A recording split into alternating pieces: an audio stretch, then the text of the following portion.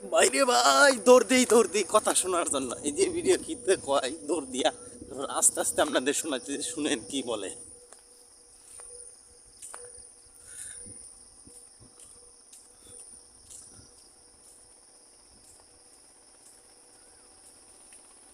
1600 square mile of কাঁচা রাস্তা। উনি হয়তোবা ভুলে গিয়েছেন যে অ্যাকচুয়ালি বাংলাদেশের রাস্তাগুলো যদি আমরা যারাই আমাদের রুট লেভেলে যাই, the rastas are very very bad situation. This is due to the durnitis that we have seen in from the previous regime. They have literally looted the country. কোনো বড় বড় উন্নয়নের প্রকল্প করেছেন ওনারা, কিন্তু ওনারা কোনো জনগণের উন্নয়নের জন্য কোনো কাজ করেননি, যার জন্য আমাদের এই কাঁচা রাস্তাগুলা এখনো আছে। We are only in government for last 100+ days, so we must give time to our government. আপনারা, আমি আশা করব যে আপনারা আমাদেরকে, আমার প্রধানমন্ত্রীকে আপনারা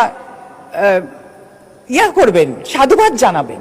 এবং ইন্টারেস্টিংলি এখানে উনি একটু ভুলে গিয়েছেন যে প্রধানমন্ত্রী কিছুদিন আগে বাজেটে এবং আমাদের অর্থমন্ত্রী উত্তরাঞ্চলকে একটা কৃষি হাব বলে ঘোষণা দিয়েছেন।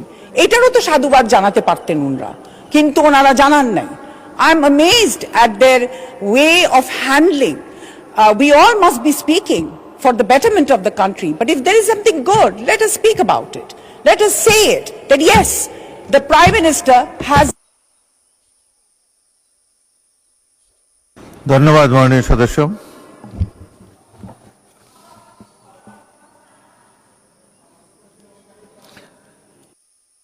এক মিনিটে আপনার বক্তব্য সামাপ করেন। আপনাকে 8 মিনিট দেওয়া হয়েছে, অন্যদেরকে 6 মিনিট দেওয়া হয়। এই সময় আমি দেই না, সময় দেয় আপনাদের হুইপ। 1 মিনিটে কনক্লুড করেন প্লিজ। 1 মিনিটে বলা হবে না, আমার অনেক কিছু আছে। আচ্ছা, ওকে। Rangpur faces a lot of structural development. ওকে, আপনাকে 2 মিনিট দেওয়া হয়েছে। আপনাদের হুইপরা আপনাকে 2 মিনিট দিয়েছে, 2 মিনিটে শেষ faces করেন। lot of structural challenges, not just the roads. আমি মনে করি it's not just রংপুর, আমার আসন ঝালকাঠি 2, যেখানে আমি নির্বাচিত না, but I am from that area. We have seen bad situation in the roads and the শিক্ষা প্রতিষ্ঠান, স্বাস্থ্য ব্যবস্থা সবই। বলছেন রাস্তার কথা, ইন দ্য রাস্তা, ইন দ্য রোড নাকি? আর প্রধানমন্ত্রীকে নিয়ে কি কথাগুলো বললেন, আজব দেশে বাস করি। মনে হচ্ছে পাবনার সব পাগলগুলো এখন ছেড়ে দেওয়া হয়েছে সংসদে, তাই না? আপনাদের কি কেমন লাগে এই কথাগুলো? অবশ্যই কমেন্টে জানাবেন।